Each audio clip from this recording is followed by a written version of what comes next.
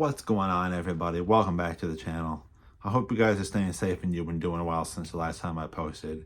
Now, without any further ado, I'm going to get right into today's video.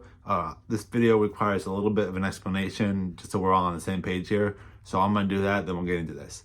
Now, as you guys more than well know, every 4 years here, we have a presidential election where we either re-elect the person in office or we elect someone else to replace that person if we don't like that person. Now, usually what ends up happening is if the current president doesn't get reelected, they tend to pardon a lot of people. They either pardon people who are already in jail, or they pardon people who are facing federal charges so that the new president can't prosecute those people or can't, execute those people, or whatever the case may be.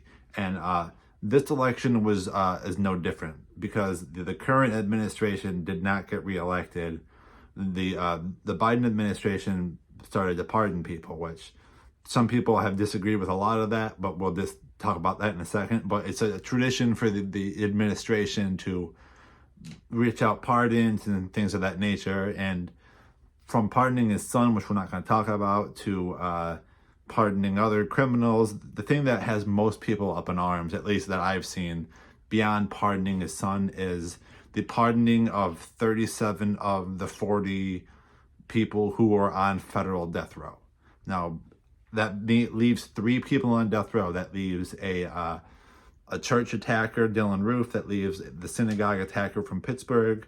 And that leaves the Boston Marathon bomber, the one that's still alive, obviously, on death row. Now, he commuted their sentences to life. They're not getting out. He commuted their sentences to life without parole.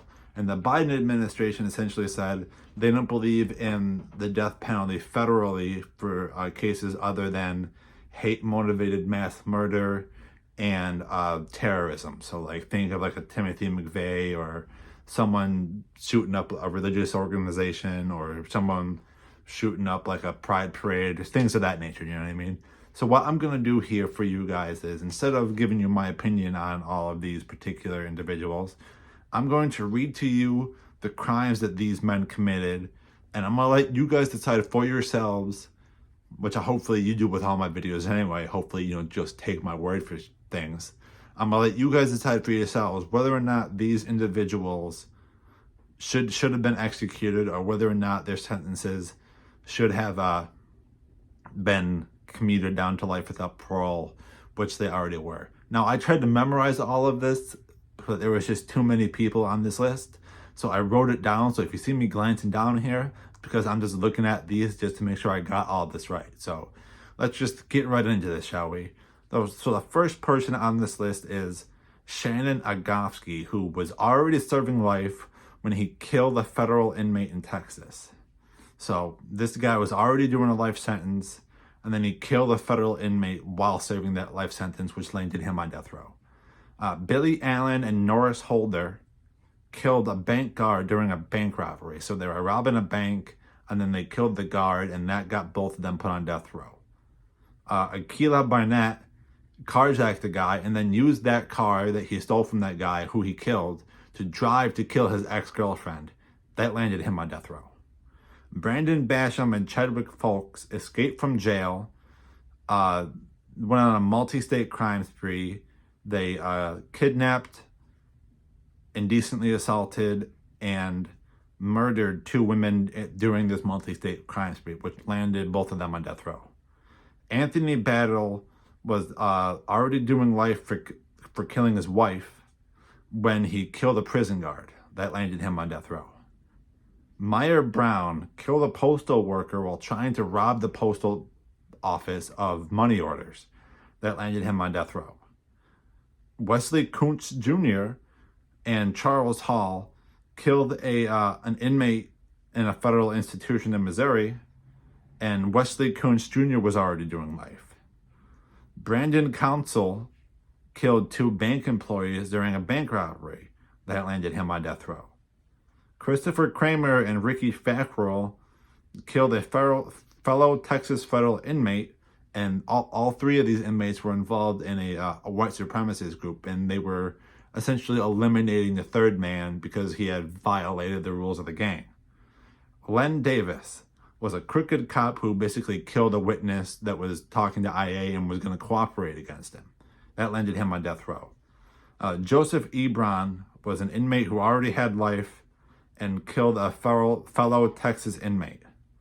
Edward Fields Jr. was a former prison guard who for 3 days stalked 2 campers before murdering them. Marvin Gabrion Jr., was a suspected serial killer who killed a woman in Michigan, and is also suspecting of killing the young baby that she had with her, but unfortunately, they couldn't find the child's body, so they didn't charge him with that. But he's suspected of that one as well, because obviously who else would have done it? And then he's also suspected of numerous other murders. So he was on death row. Edgar Garcia and Mark Snar attacked 2 guards, stabbing them repeatedly, and then they killed a con in Texas. That landed them on death row.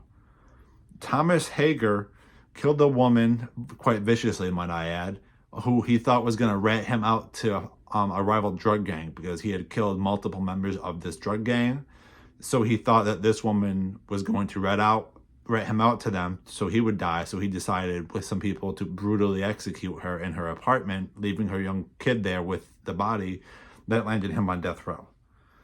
Richard Jackson kidnapped and SA'd a woman who was jogging. That landed him on death row. Kidnapped, SA'd, and murdered, might I add. I don't think I mentioned that part. Urias Kamodis, I butchered that name, and Eor Mikkel kidnapped and held for ransom 5 people, which they ultimately ended up murdering all 5, whether or not they got the ransoms or not. Daryl Lawrence killed a cop while robbing a bank. That landed him on death row. Richard Mikos, he killed a federal grand jury witness who was set to testify in his Medicaid fraud case. He was a podiatrist who was going to go on trial for Medicaid fraud, and this person was set to testify against him, so he had that person killed. So let's now flip this page over and go through the rest of these, shall we? James Rohn Jr. and Richard Tipton killed 11 people to further their drug ring. Landed both of the men on death row. Julius Robinson killed 3 people in drug-related deals. That landed him on death row. David Runyon was the hitman in a murder-for-hire plot of a Navy vet. Richard Sanchez Jr. and Daniel Toya killed a family of 4, which included 2 young kids. Thomas Sanders killed the mom and a 12-year-old daughter. Caboni Savage was a drug lord who was responsible for the at least a dozen people being murdered. He either killed them himself or he ordered their executions. Rejon Taylor kidnapped and killed a restaurant owner. Jorge Torres killed a couple young girls where he was from his neighborhood. Then he joined the Marines, and in the barracks he killed a female petty officer. And on top of that, he's also responsible for the SA of multiple people as well. So he was on death row because he's a suspected serial killer as well. He's not suspected, he's an actual serial killer. And then the last one, Alejandro Umana, is an MS-13 member who killed 2 brothers for calling his gang signs fake. And Alejandro was the first MS-13 member in the United States to have been sentenced to death row. Now that's the full list of the names that the Biden administration pardoned. Now, unlike other cases, I'm not going to tell you guys what I think about this because I've already made my opinion on death row clear. I want you guys to decide in the comments below. What do you think about these cases? Do you think these are crimes that that these men should have been executed for? I mean, we had cop killers on this list. We had multiple serial killers. We had people who were already doing life when they committed their crimes. These crimes really run the gamut of horrible crimes. But let me know in the comments below what you think about this. Also, let me know what other topics you want to see me do in the future, whether it's true crime or not. As always, if you like this video, like the video, comment on it, share it.